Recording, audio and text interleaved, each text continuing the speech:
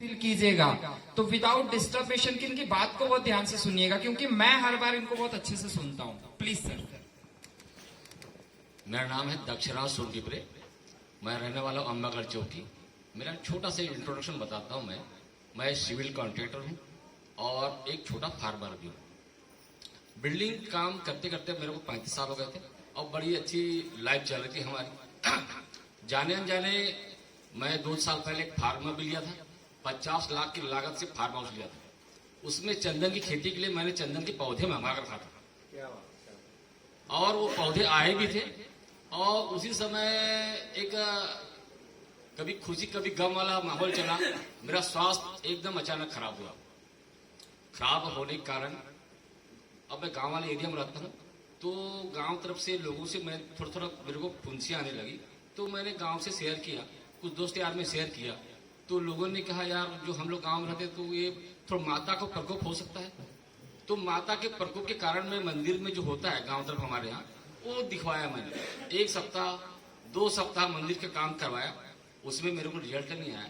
लोग बोले यार ये चिकन गुनिया क्या चिकन पाक होता है, डॉक्टर से दिखवाओ। डॉक्टर से दिखवाया मैंने, उसमें भी मेरे को कोई आराम नहीं मिला। धीरे धीरे मेरा ऐसा हो गया कि बढ़ते गया। और मेरे यहाँ छोटा भाई रायपुर एम्स में मेघाहारा रहता है, जॉब करता है वो।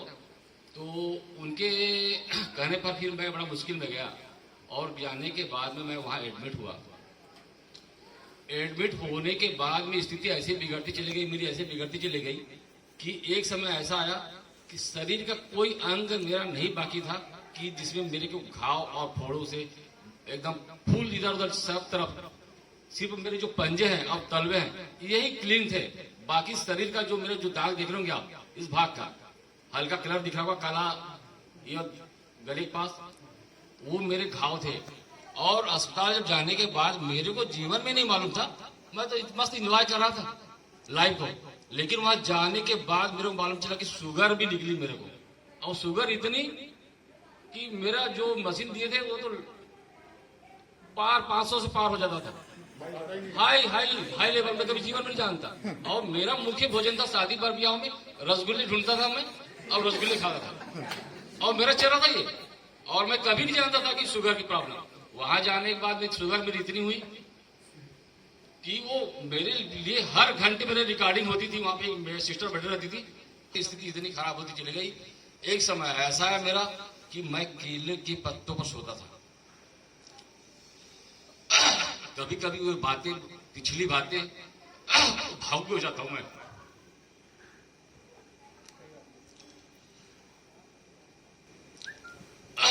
जिंदगी बोलते लोग नर्क और स्वर्ग, मैंने नर्क देखा हो। कपड़े बदन में एक भी नहीं रहते थे। मैं जो पल याद करता हूं। कोई बात नहीं।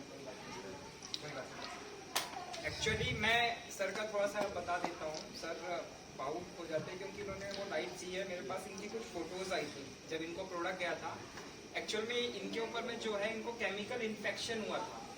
अगर देखा जाए जो खेतों में डलता है ना, ये खेत में जब इन्होंने प्लांट लिया था तो वहाँ पर कुछ कीट वाली दवाई, छाले वाली दवाई चल रही थी, ये उनके ऊपर आ चुकी। मैं छिड़काव करा रहा था लेबरों से। मेरे को नहीं मालूम था कि वो कीटनाशक मेरे तरफ आई हो गई, पर 2 महीने बाद मेरे तरफ आ गई। मेरे को नहीं मालूम था। जब ये रिजल्ट तब मेरे को मालूम चला कि मेरी रिपोर्ट बॉम्बे से आई, तब मेरे को मालूम चला कि ये कीटनाशक आपके रिएक्शन कर गई है बॉम्बे से रिपोर्ट आने के बाद। ये इस कारण मेरे को हालात ऐसे हो गए कि मैं इतने बड़े बड़े घाव हो गए मेरे को कि सिर्फ मैं हमारे मैडम की एक चुनरी पतला कपड़ा ही मेरे अंग में रहता था। समय ऐसा है कि मैं कई रात कई दिन, जो हमारे तरफ होता है बगुला एक पैर में खड़े रहता है, वैसे मैंने खड़े रहा हूं। कभी जानता ही नहीं था सोने लायक जगह नहीं थी मेरे पास। यहां तक बैठने लायक भी जगह नहीं थी मेरे पास। तो हालात इतने थे कि मेरे को एक प्लास्टिक दिया गया था हॉस्पिटल में सोने के लिए, पर वो प्लास्टिक में सोने से क्या हो रहा था, शरीर और प्लास्टिक की गर्मी कारण वहां पानी पसीना जाता था और मेरी बॉडी की चमड़ी उससे चिपक रही थी। ऐसा कोई शरीर का कोई अंग नहीं होगा एक बार निकल के बाहर नहीं गया हुआ।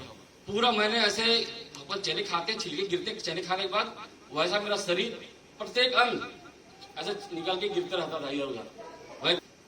थोड़ा थोड़ा कवर किया मैंने। दिवाली में मैं घर आया। दिवाली में घर आने के बाद मेरे को घर का दबाव भी था कि डॉक्टर का कहना ये था कि तुमको हर महीने आना पड़ेगा, अगर नहीं आना है तो 3 महीने बाद आना पड़ेगा, तो तुमको ये इंजेक्शन लगाना पड़ेगा। तो मेरे को 25-25 हजार की इंजेक्शन लगी है। 2 इंजेक्शन लगी है, 25-25 हजार की इंजेक्शन। और उसके बाद ये कहा गया मेरे को कैंसर में लगने वाली कीमो भी लगाई गई मेरे को, कि इसलिए लगाई गई कि तेरे को 6 महीने तक तेरे को ऐसा परेशानी नहीं होगी। लेकिन विश्वास भी नहीं हुआ। उसी दरमियान साहू जी मेरे को एक दुकान पर मुलाकात हुई और मुलाकात में ये बोले कि यार ये क्या हुआ है। तो बातें बताया मैंने। वो बोले सब ठीक हो जाएगा, एकदम साफ हो जाएगा, तो मेरे पास मिलेगा। मैं बोला कहाँ मिलेगा? तो मेरे पास मिलेगा। कहाँ मिलेगा? एक गैंजर क्लब मिलेगा। मैं सुबह उठ के गैंजर क्लब जिनके पास गया, बॉडी सर्विस लिया।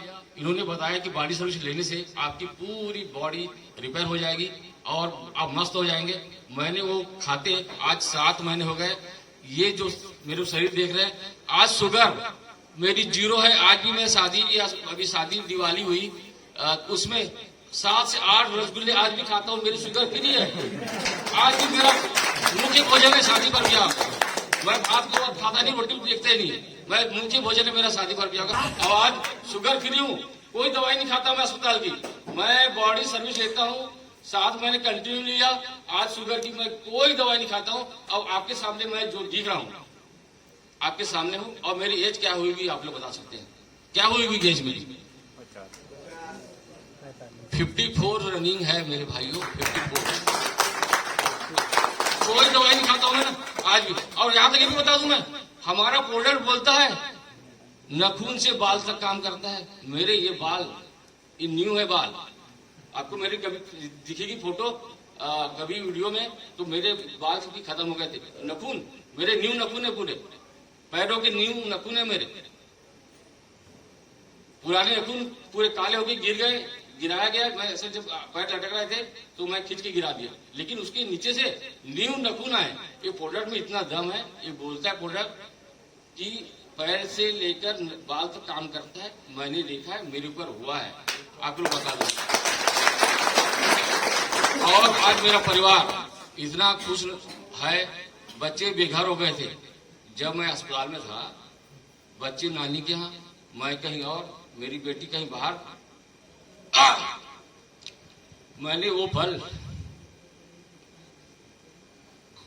Thank you.